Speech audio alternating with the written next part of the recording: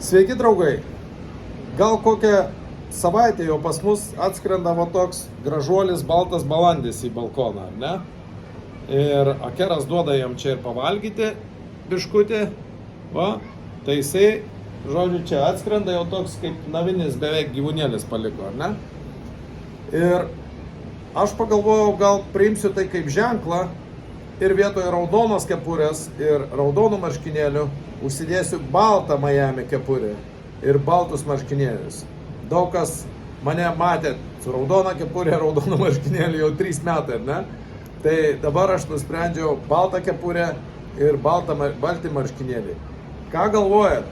Rašykit komentaruose, ar čia visato ženklas, ar čia taip geriau, gal balta spalva pozityviau kaip atrodo, gal dėmesį galima bus labiau atkreipti, raudona spalva gal vis tiek tokia įspėjimas, agresija.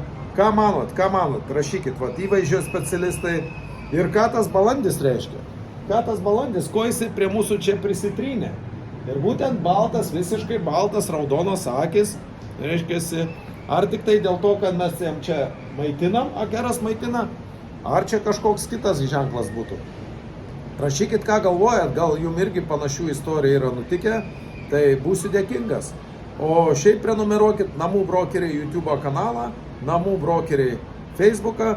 Aš dirbu asmeniškai su namais nuo $500,000 ir brangesniais, o komanda dirba jau su pigesniais namais. Esu brokeris iš Miamio, čia va mano vaizdas toks iš balkono, bet dabar aš norėjau nufilmuoti ir parodyti gražuolį baltą, kuris pas mumis atskrenda čia į balkoną. Iki.